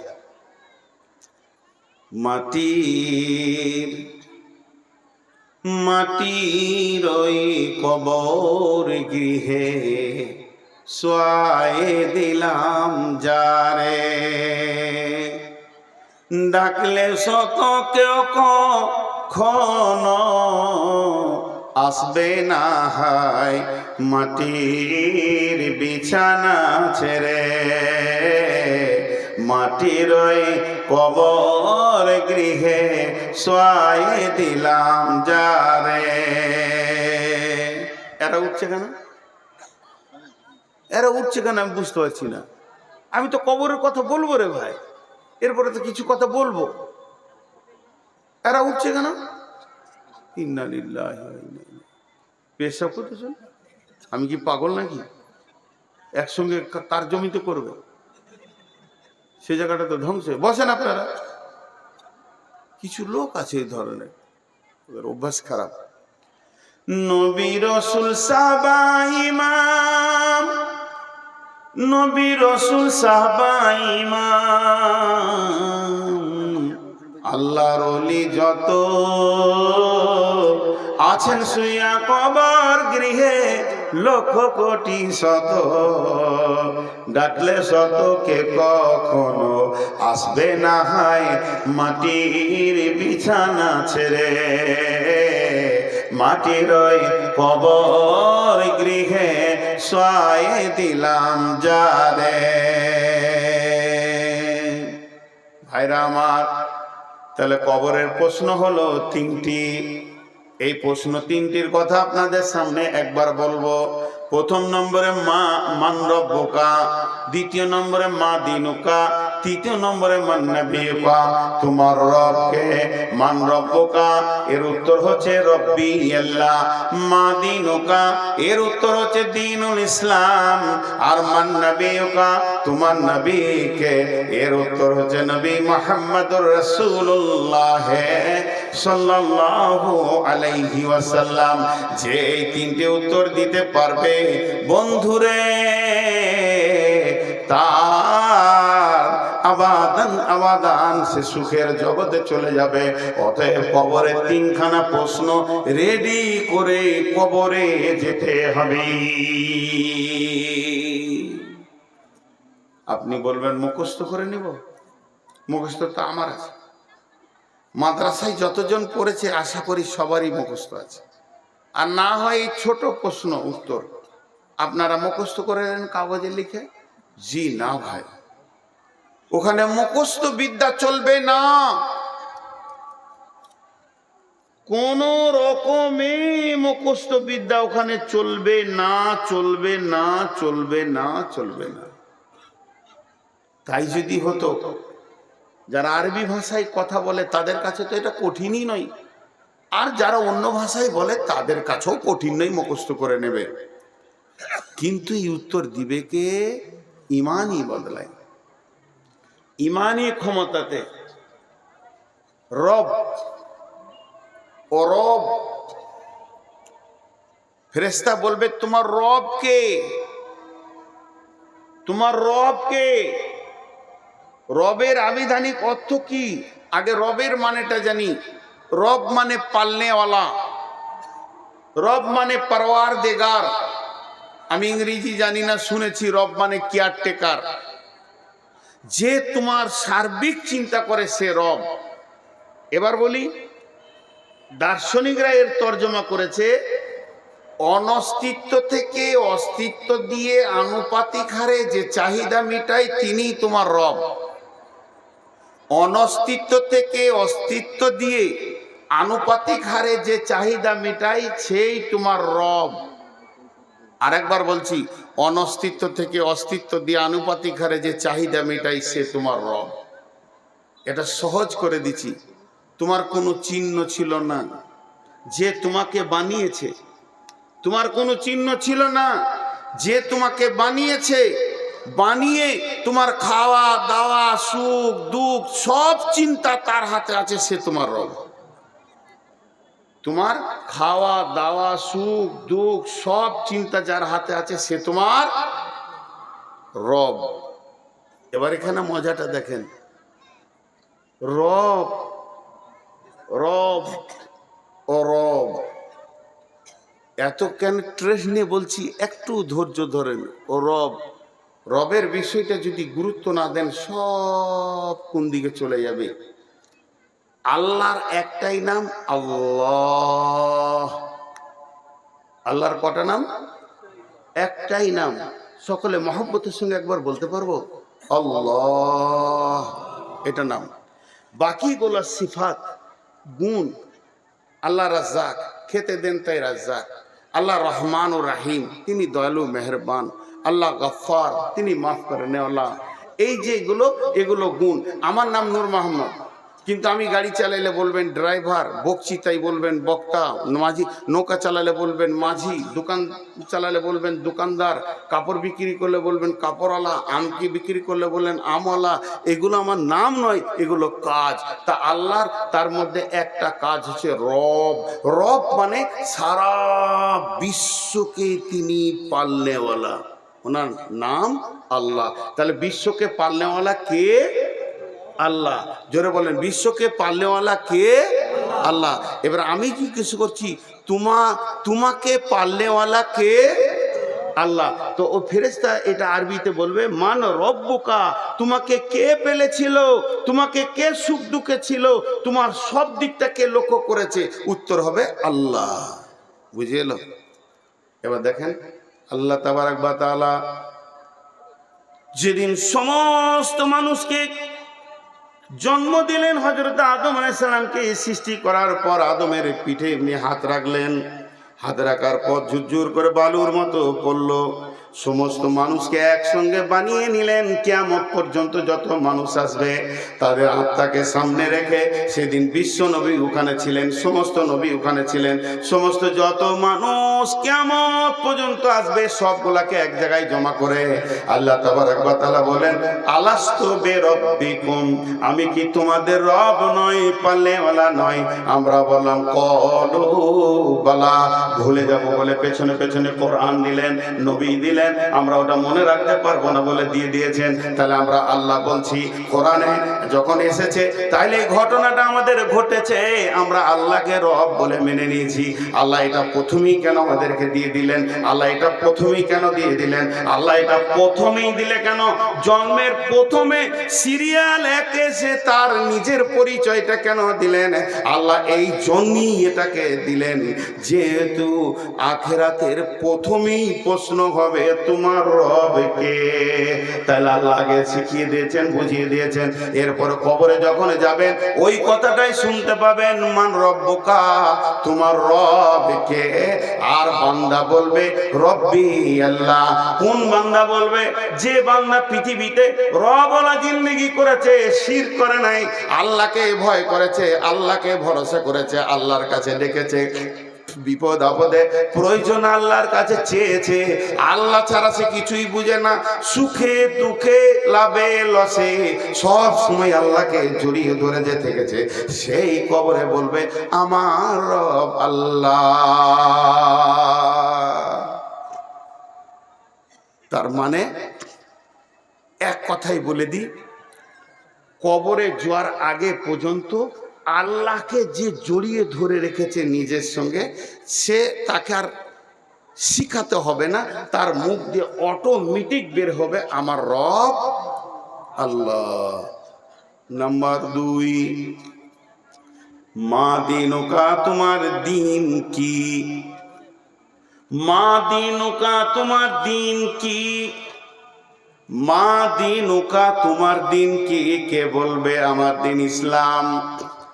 যে ইসলামের আইন যেগুলো আছে, ইসলামের নিয়ম যেগুলো আছে, সমস্ত আইন নিয়ম কানুনকে যে দুনিয়াতে মেনে চলেছে, ইসলামের আইনকে যে মানে ছেড়ে দেয় নাই, ইসলামের নিয়মকে যে ছেড়ে দেয়নি, ইসলাম যা বলেছে তার উপরে চলেছে, নিজেকে ইসলামের গণ্ডির ভিতরে রেখেছে, কোরআনের আয়াতের ভিতরে রেখেছে, হাদিসের ভিতরে রেখেছে, যার আকীদা মজবুত আছে, যে নিজেকে এক পা পদস্খলন করেনি, ইসলামের বাইরে এসে যায়নি, তার মন চায়নি, ভুলবশত চলে গেছে, তওবা করেছে, ইসলামের আইন কানুন, ইসলাম বলেছে মদ খাবি না, মদ খায়নি, ইসলাম বলেছে জুয়া খেলবি না, তো জুয়া খেলেনি, ইসলাম বলেছে নামাজ পড়, তো নামাজ পড়েছে, ইসলাম বলেছে রোজা রাখ, রোজা রেখেছে।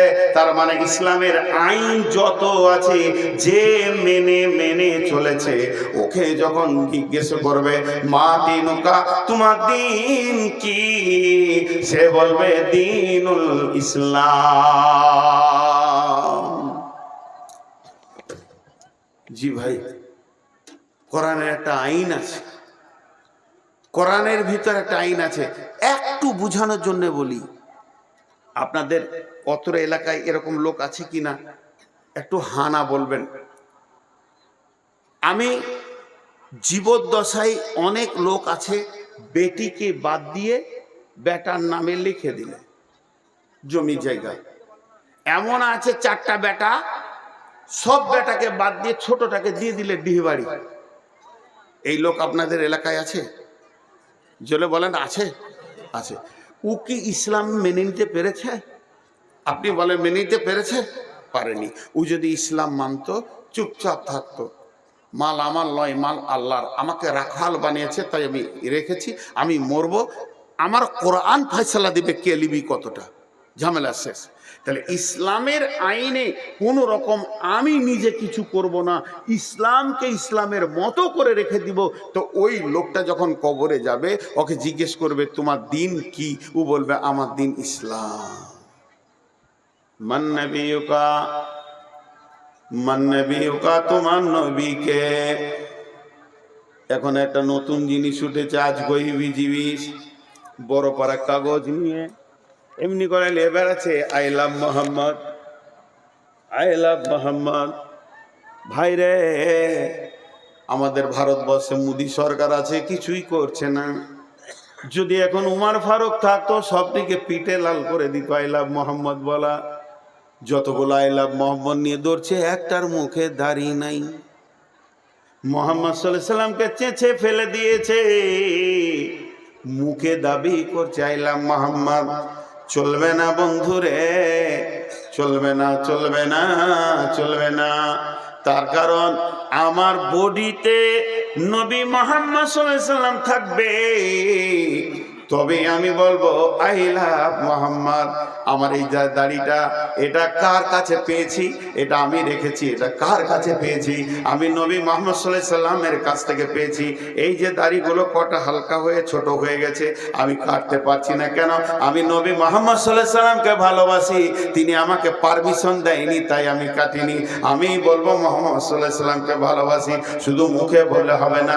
একটা ছেলে ছিল মদিনাতে, ওর নাম ছিল খোরাইম। খোরাইম, খোরাইম। আল্লাহ রসুল একদিন মসজিদে নববীতে বসে বসে বসে বসে আলোচনা করতে করতে করতে করতে মদিনার কোন ছেলেটা কেমন, কোন ছেলেটা ভালো, কোন ছেলেটা নেককার, কোন ছেলেটা নামাজি পরহেজগার, বলতে বলতে নবীজি খোরাইমের নাম করলো। খোরাইম খুব ভালো ছেলে, ঠিক টাইমে টাইমে নামাজ পড়ে, খুব সুন্দর ইবাদত করে। খালি দুটো জিনিস ওর খারাপ, লম্বা চুল রেখেছে, মাস্তানি চুল, আর টাকনুর নিচে কাপড় পরে। এই দুটো যদি ভালো হয়ে যেত, তাহলে ওই ছেলেটা অনেক ভালো। ওই সাহাবিটা যে শুনেছে রসুল বলছেন খোরাইম ভালো, খালি দুটি কাজ ওর খারাপ। স্বামী ঘুরতে ঘুরতে একদিন খোরাইমের সঙ্গে দেখা হয়ে গেল। যখনই দেখা হয়ে গেল, খোরাইমকে বলছে, খোরাইম রে, তোর ব্যাপারে রসুল মসজিদে নববীতে আলোচনা করছিল। এইদিকে ধ্যান দেন, এইদিকে ধ্যান দেন। আজাজিল শয়তান এসছে এখন। যখন কথা দামি হবে জেনে নেন আজাজিল শয়তান এসছে। আর ওই যে লাফাঙ্গার গলা আছে ওর এজেন্ট, প্রতি জালসায় ওরা যাবে আর ঝগড়া বাঁধাবে, দিয়ে একটা হইচই করবে। আল্লাহর রস্তে হাতগুলো ধরে বলছি, লাফাঙ্গারদের দিকে মাথা দিবেন না, এইদিকে ধ্যান দেন। খোরাইম রে, খোরাইম বলে কি, আরে মসজিদে নববীতে বসে বসে রসুল তোর ব্যাপারে বলছে ভালো ছেলে।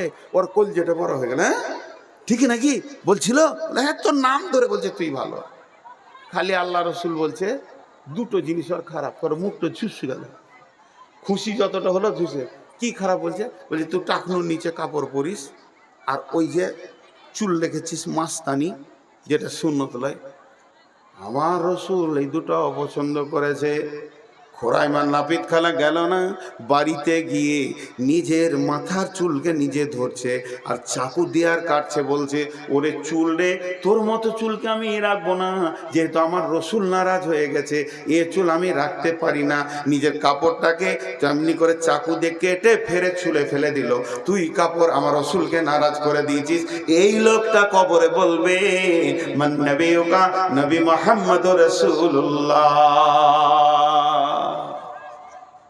খালি মুখে লয়। আমাদের দেশে পশ্চিমবঙ্গে, নাম বলবো না, একটা জায়গা আছে যেখানে জালসাতে কাওয়ালি হয়। জালসাতে কাওয়ালি হয়, মালটা বিরেলি মাল ওরা। আমিও গেছি ওই এলাকায় দুবার জালসা করতে, আর যাই না এখন। তো একটা বক্তা উঠবে, একটা কোয়ালি হবে। তো বক্তাকে বসিয়ে দিয়েছে, আর এখানে কোয়ালি হচ্ছে। খুব টানানা টানানা খুব মজবুত লেগে গেছে। এবার কোয়ালিওয়ালা সুর লিছে, সুর লিতে লিতে কি বলছে দেখেন, জিসকে দিল মে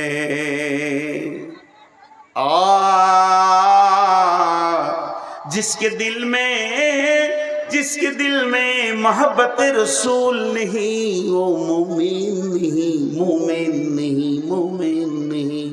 কথাটা সত্য। যার দিলে রসুলের মহব্বত নাই, ও কোনোদিন মুমিন হতে পারে না। আর নিজের থেকে, নিজের মা বাপ, ভাই বোন এবং নিজের জান থেকে রসুলকে ভালোবাসতে হবে। বিশ্বনবী বলেন, উমর রে, তুমি কি তোমার নিজের থেকে আমাকে ভালোবাসো? উমর বললেন না। রসুল বলেন, এখন তুমি কামেল মুমিন হতে পারোনি, তোমার ঈমান পাকা হয়নি। হযরত উমর দেখলেন, না, আমি না বুঝে বলে ফেলেছি, কিন্তু আসলে আমার জান থাকতে রসুলের জানকে কাউকে নিতে দিব না। বলে, হুজুর, ওটা ইমোশনাল বলে দিয়েছি, এখন আমি বুঝে বলছি, আমার জান থেকে আমি ভালোবাসি। নবীজি বলেন, তুমি কামেল মুমিন হয়েছো। জঙ্গে খন্দকে আল্লাহ রসুল তাবুর গায়ে আছে। হযরতে সাদ রাদিয়াল্লাহু তাআলা আনহু এতগুলো তলোয়ার নিয়ে ঝনক করে রেখেছে আঁধারে। রসুল বলছে, শব্দটা উঠলো। এবার অতগুলো তলোয়ার রসুলের তাবুর পাশে হযরতে সাদ রাখলেন। আর আল্লাহ নবী আঁধারে ঝড় বৃষ্টিতে দেখতে পায়নি। তবে নবী আইডিয়া করে বলছে, কে সাদ নাকি? হযরতে সাদ বলেন, ইয়া রাসূলুল্লাহ, হ্যাঁ আমি সাদ এসেছি, আমি তলোয়ার নিয়ে হাজির হয়ে গেছি। বলে, কে এত রাত্রিতে কেন? বললেন, আমার মতো সাদের লাখো প্রাণ থেকে একটা নবী মুহাম্মদের প্রাণের দাম অনেক বেশি, তাই আমি তলোয়ার নিয়ে এসেছি, আপনাকে সারা রাত পাহারা দিব। হযরতে তালহা রাদিয়াল্লাহু তাআলা আনহু যখন উহুদের প্রান্তে দেখলে রসুলকে লক্ষ্য করে তীর আসছে, একাই বুকে 180টা তীরকে গ্রহণ করেছিলেন আর রসুলকে তীর থেকে বাঁচিয়েছিলেন। এর জন্য যার দিলে রসুলের মহব্বত নাই, ও মুমিন হতে পারে না। কোয়ালিতে ঠিকই বলেছে, ঠিকই বলেছে, একবারে ঠিক বলেছে। কিন্তু যে মৌলভী সাহেব বসে আছে ওর পরে বায়ান করবে, ওর কলজেটা জ্বলছে ওর কথা শুনে। দেব সভাপতি বলছে, এরপরে নূর মোহাম্মদ এলো। তো লোক তো জানে যে নূর মোহাম্মদ উঠেছে মানে কোয়ালি বলবে না, প্রথমেই বলবো আসসালামু আলাইকুম, দিয়ে বলবো আলহামদুলিল্লাহি নাহমাদুহু ওয়া নাস্তাঈনুহু ওয়া নাস্তাগফিরুহু। যখনই বলেছে অমুক মৌলানা এলো, তু মাইকে সালামও দেয়নি, নাহমাদুহু বলছে না, মৌলভী সাহেব বলছে লোক বলছে ইও কোয়ালি করবে নাকি রে, ওর কল দিয়ে চলে আছে তা কি বলছে আমারও 2 লাইন শুনতে হবে রে ভাই। जिसके दिल में मोहब्बत रसूल नहीं वो मोमिन नहीं, बात तो सही मगर मेरी कवाली तो सुनो। जिसके दिल में मोहब्बत रसूल होगा, जिसके दिल में मोहब्बत रसूल होगा, उसके चेहरे पे पता चलेगा, पता चलेगा, पता चलेगा। साला কোয়ালি वाला এক ওয়াক্ত নামাজ পড়েনি, দাড়ি চেঁচে কোয়ালি করতে এসেছে। দেখো মোহব্বত রসুল, একে ঝাঁটা মারার কেউ আছে? একে ঝাঁটা মারার কেউ আছে? বন্ধুরা আমার, শরীরে বডিতে রসুলকে আনতে হবে। কিয়ামতের মাঠে যখন আল্লাহ বলবেন উজিয়াল কিতাব ওয়াজিয়া বিন নাবিয়িন ওয়া শুহাদা, হে হাসরবাসীরে আমি আমলনামা রেডি করেছি, তুমি এসো, তোমার সাক্ষী নিয়ে এসো, নবীকে সঙ্গে করে নিয়ে এসো। জান্নাতি ব্যক্তিটা গিয়ে বলবে আল্লাহ আমাকে জান্নাতের সার্টিফিকেট দেন। আল্লাহ বলবে কই রে তোর নবী? আল্লাহকে তখন বলবে আল্লাহ আপনি কুদরতে চোখ দিয়ে দেখেন আপনার নবীকে আমি সঙ্গে করে নিয়ে এসেছি। সভাপতি এবার ঘড়ি দেখছে, মনে মনে ভাবছে বক্তা কি রিং টালাছে নাকি রে, এখনো ছাড়ছে না। জি ছেড়ে দেবো, কি আদায় করতে পারি? আদায় করবো। আপনাদের এই লোকগুলো যতগুলি বসে আছেন, আল্লাহর রাস্তে সকলকে একটা কথা বলছি। আমার বক্তব্য শুরু থেকে শেষ পর্যন্ত আমি একটা বিষয় ছিলাম, কবর। গোটা বক্তব্যটা 1 মিনিটে বলবো। কবরে যেতেই হবে, সওয়াল জবাব হবে, উত্তর দিতেই হবে। কবর একটা এমন যাঁচের জায়গা যেখানে আপনাকে চেক করে ছানবিন করে আপনার ইমানের সমস্ত কিছু চুন চুন করে বের করে নেবে, তারপরে পরপরে আপনার রাস্তা দেখিয়ে দিবে জান্নাত না জাহান্নাম। এই কবর হলো একটা জান্নাতের সুলঙ্গ, জান্নাতের টুকরো, আর জাহান্নামের সুলঙ্গ, জাহান্নামের গর্ত। এই জিনিসটা আমাদেরকে ভাবতে হবে। তাই কবরের জন্যে বারবার রসুল জানাজার কথা বলেছেন, তোমরা জানাজায় যাও, জানাজায় নেকি নাও, নেকি নাও। কবরে জিয়ারতের করা আছে। এখন তো কবর জিয়ারত আমরা ছেড়ে দিয়েছি। কবর জিয়ারত করলে আমি যদি আমার বাপের কবরকে যাই আর ঘরে দোয়া করি, আমার বাপের জন্য একই ব্যাপার। আমি যদি এখান থেকে দোয়া করি আল্লাহ আমার বাপের কবরটাকে জান্নাতুল ফেরদৌস বানাও, আমার মায়ের কবরটা জান্নাতুল ফেরদৌস বানাও, যে নেকিটা পাবে কবরের পাশে গেলে ওই নেকিটাই পাবে। তাহলে মুর্দার লাভ নাই, কিন্তু যে ব্যক্তি জীবিত লাভ আছে। কবর দেখলে হৃদয়টা ভয় হবে, গর্তগুলো দেখলে আমাকেও এখানে আসতে হবে, এই আক্কেলটা খুলবে। এর জন্য মাঝে মাঝে কবর যাওয়া ভালো। টাকা নিয়ে দুনিয়া সফর করলাম কিন্তু একবার কবর সফর করলাম না। যতগুলি লোক বসে আছেন, আমি ঘড়ি দেখছি, আপনারা ঘড়ি দেখেন, আমি 5 মিনিট টাইম নিলাম, 5 মিনিট। আর সকলের হাতগুলো ধরে বলছি ভাই উঠবেন না, আমাকে তো হাত পাই ধরতে হয়, আমি শেষ বক্তা, আর কোনো বক্তা নাই। তা 5টা মিনিট আপনারা আমাকে দেবেন, আমি খুশি হয়ে যাব। এই জন্যে আপনারা একজনও উঠবেন না। বাপ বলছি, ভাই বলছি, ছোট ছেলেদেরকে, বাবা বাবা সোনা মানিক আর মা বোনেরা যে বসে আছেন সকলের কাছে আমি একটু হাত জোর করে আপনাদের কাছে ভিক্ষা চাইছি। 5 মিনিট, 5 মিনিট আপনারা ঘড়ি দেখে নেন, আমিও ঘড়ি দেখে নিলাম। এই 5 মিনিট মাদ্রাসার জন্য কিছু করতে হবে। যদি না করি তো মাদ্রাসাটা তো অন্যদিকে চলে যাবে। এত বড় আয়োজন, এত কষ্ট, কমিটির এত দৌড়ঝাঁপ, আর মাদ্রাসা যদি কিছু না পাই তো ভুল হবে।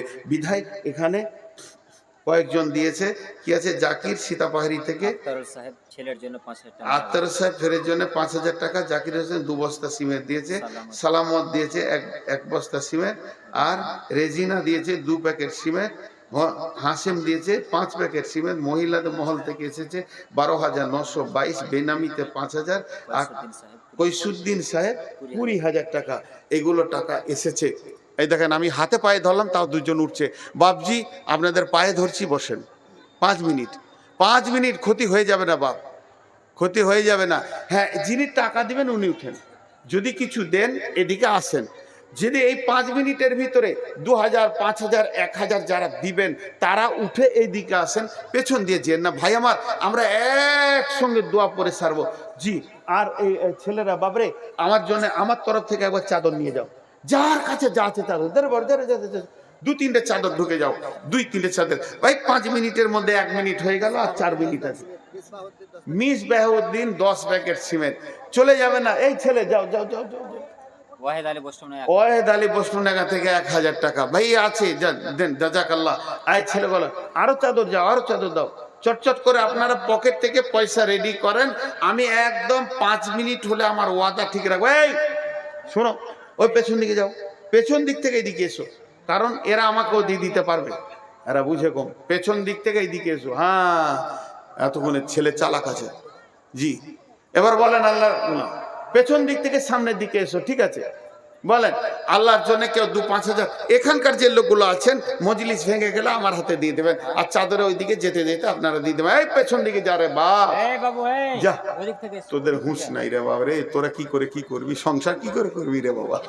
হ্যাঁ, তো হযরত উমার মাথায় গোবর নিয়ে বাড়ি গিয়েছে, গোবর গোবর, উটের গোবর। তোর বাপ বলছে, উমার রে তোর মাথায় কেন উটের লাদ? বলছে খুব রোদ হচ্ছিল তো উটের পাছাতে বসে ছিলে দিয়েছে। মারলো গালে এক চর, গাধা, উট চড়াইতে জানি না, রোদ লেগেছে তো উটের পাছায় বসবি? ওর এত হুঁশ কম ছিল। সেই উমার একটা আঙুলে 18 লক্ষ বর্গ মাইল চালিয়ে চলে গেলেন। আমি হযরত উমারের কথা বলছি, ইসলামের দ্বিতীয় খলিফা। উনি কত সাদা সিধে ছিলেন। ওর বাপ উঁট চড়াইতে দিয়েছে তো রোদ লেগেছে, উঁটের পাছাতে বসে মাথায় গোবর নিয়ে ঘর গেছে। ওর বাপ মেরেছিল, পড়াস করে এক চর, গাধা তোর হুঁশ নেই, উঁটের পাছায় কেউ বসে?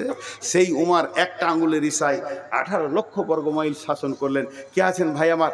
দেন, চটচট করে কিছু দেন। আমার হাতে আর 2 মিনিট আছে। নজরুল 1000 টাকা। আর কেউ আছেন?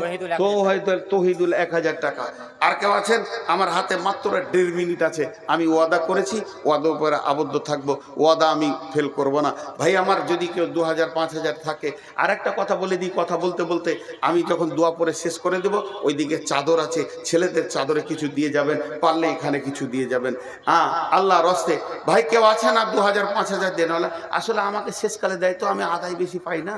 আমার আগেকার বক্তা হার পর্যন্ত চুষে চলে যায়, এটা আমার নসিবে থেকে। এই যে 500 টাকা 100 টাকা আসে, আর কি আসবে আমার কপালে? উসমান ভাই ভালো ছিল, কোথা থেকে 500 টাকা দিলে হতভাগা দোয়া নেওয়ার জন্য। আচ্ছা, এখন আমার কাছে আর 20 সেকেন্ড আছে, আমি দোয়া দিচ্ছি, আপনারা বুঝে বুঝে আমিন বলবেন।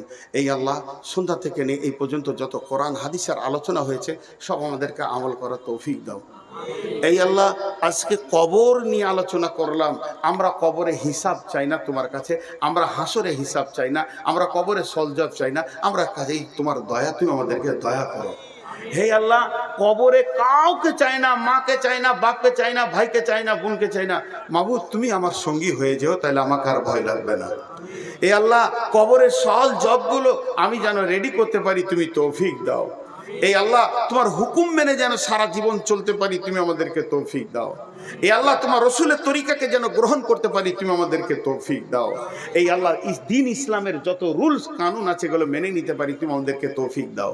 এই আল্লাহ, সন্ধ্যা থেকে এই পর্যন্ত যতগুলো কালেকশন হয়েছে সব কালেকশনগুলো তুমি কবুল করে নাও। শুধু এখানে নয়, শুধু সীতাপাড়িতে নয়, ইসলামকে বাঁচানোর জন্য সারা পৃথিবীতে যত লোক টাকা দিচ্ছে আল্লাহ তুমি কবুল করে নাও।